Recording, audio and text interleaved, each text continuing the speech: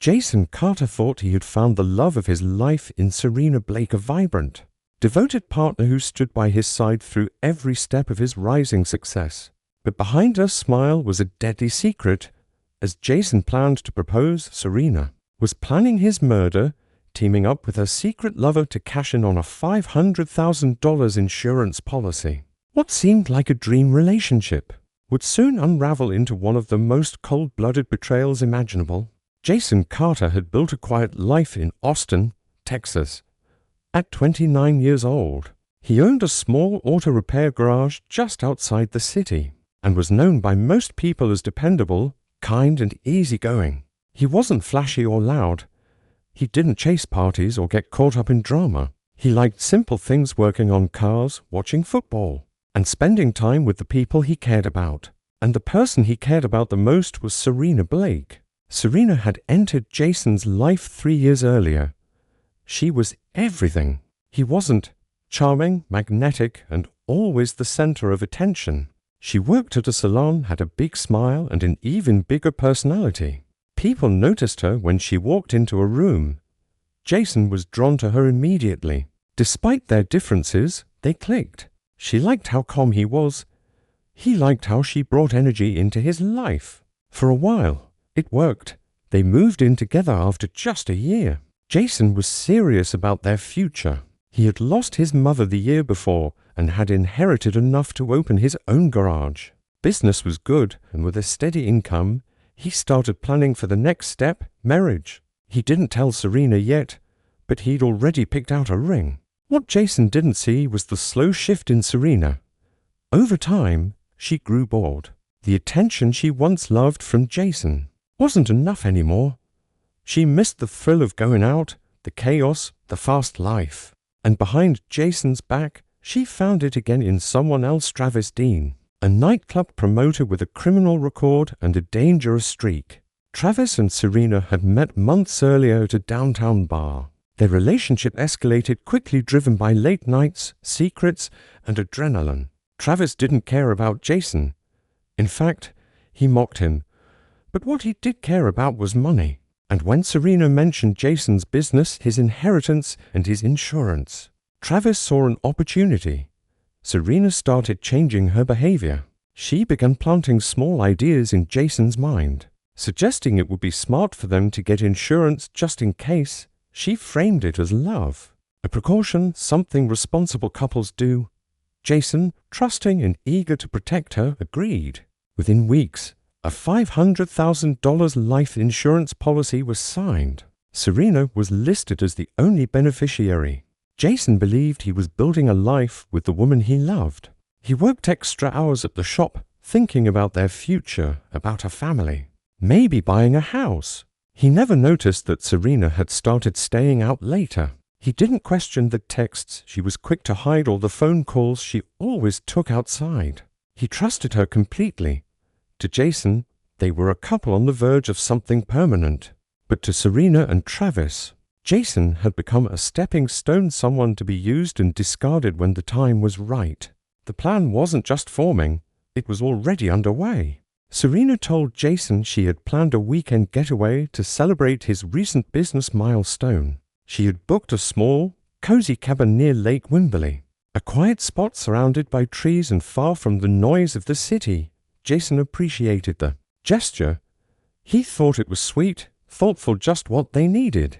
He packed his things without hesitation, trusting Serena with every detail. The cabin had been reserved in a fake name, one of Travis's acquaintances. With no ties to either of them, it was remote, no neighbors for miles, and limited cell service. For Serena and Travis, it was the perfect place for what they had planned.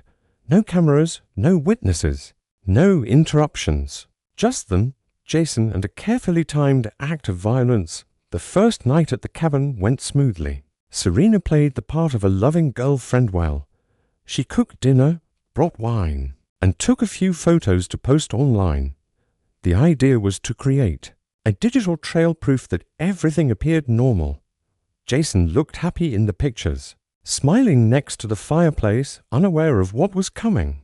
He went to bed early, tired from the long drive and the week's work. By that time, Travis was already nearby.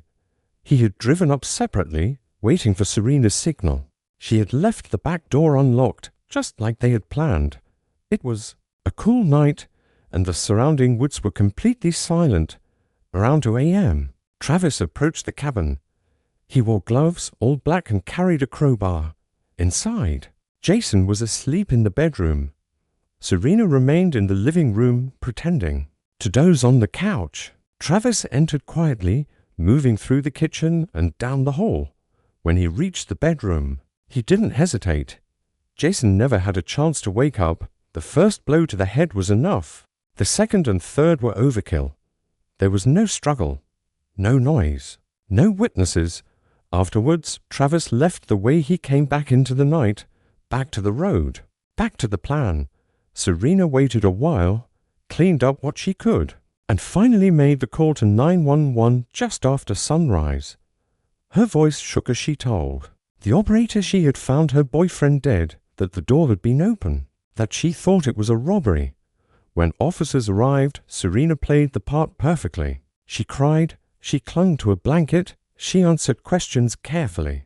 She repeated how they were just trying to get away for the weekend, how she thought the cabin was safe, how she had no idea who would do something like this.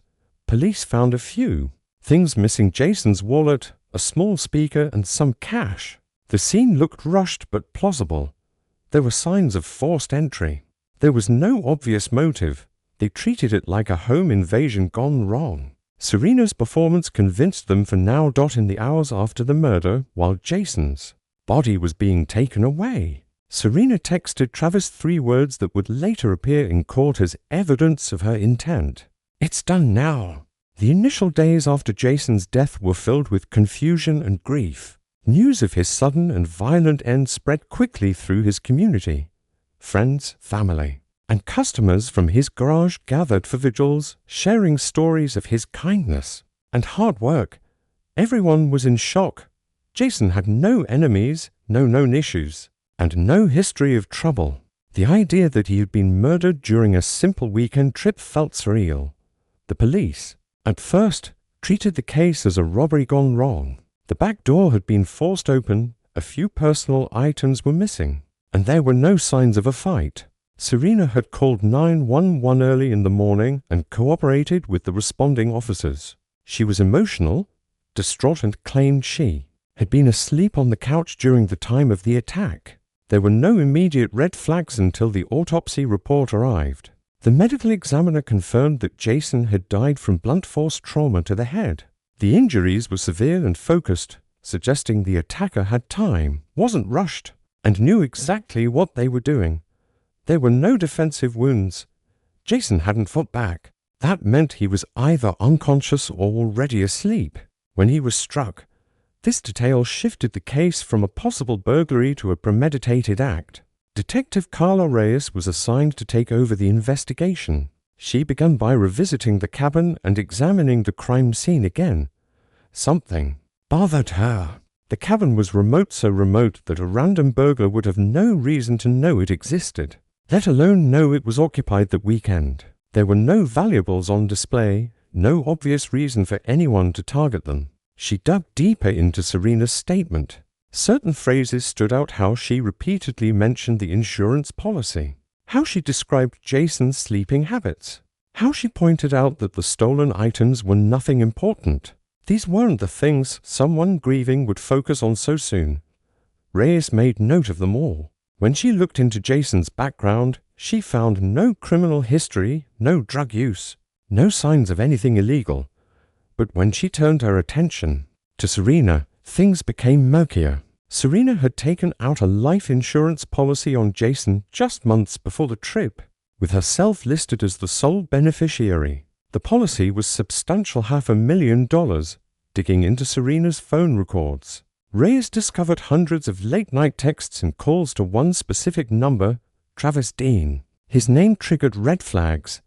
He had a history of assault, theft, and drug charges.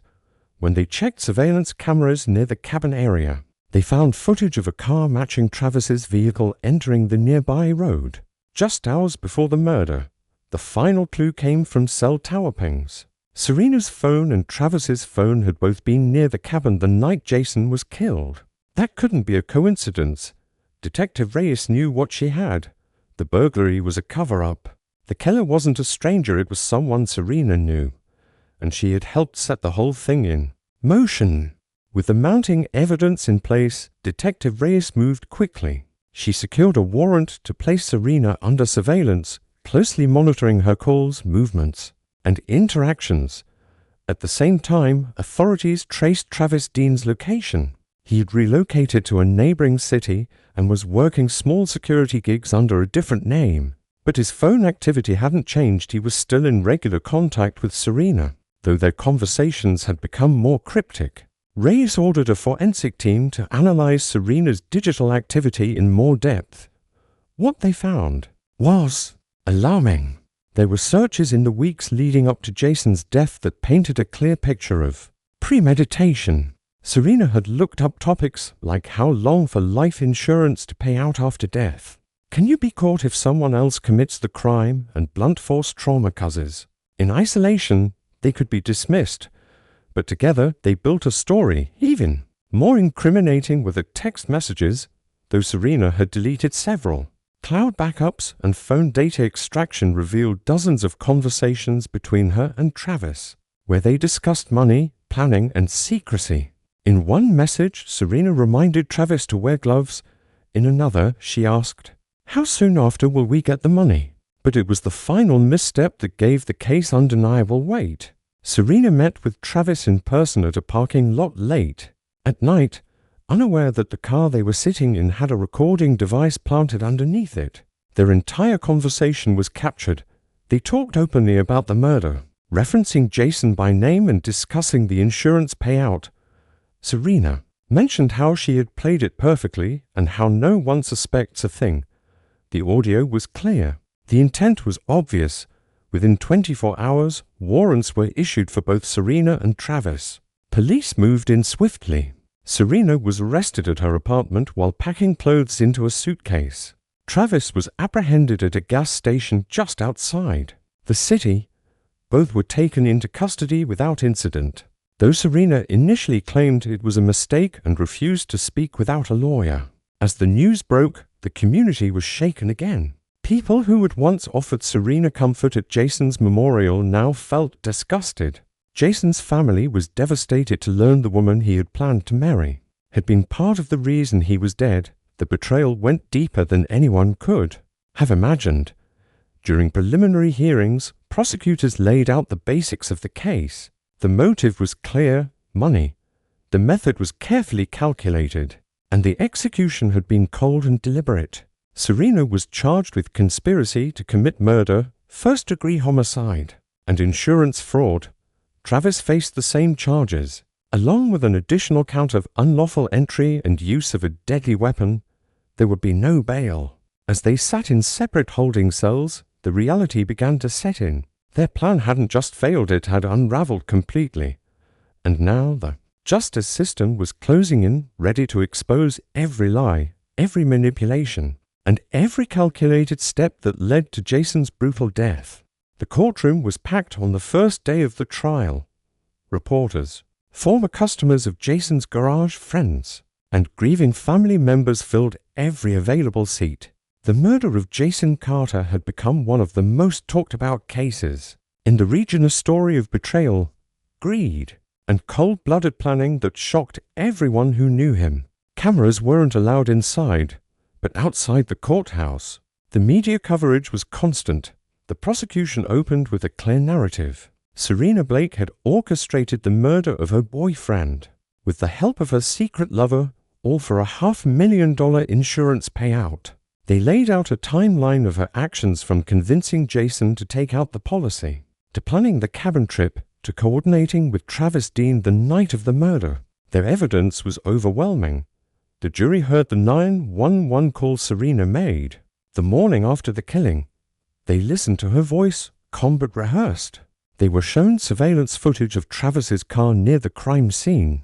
They were given access to the search history from Serena's phone, which included questions about insurance policies, how to clean blood from wood floors, and how long it takes for police to detect a staged robbery. But the most damning evidence was the recorded conversation between Serena and Travis. Jurors sat in silence as the pair casually discussed Jason's death, the insurance payout, and their plans to get away once the money came through. There was no way to deny her involvement. It was her voice, her words, her crime.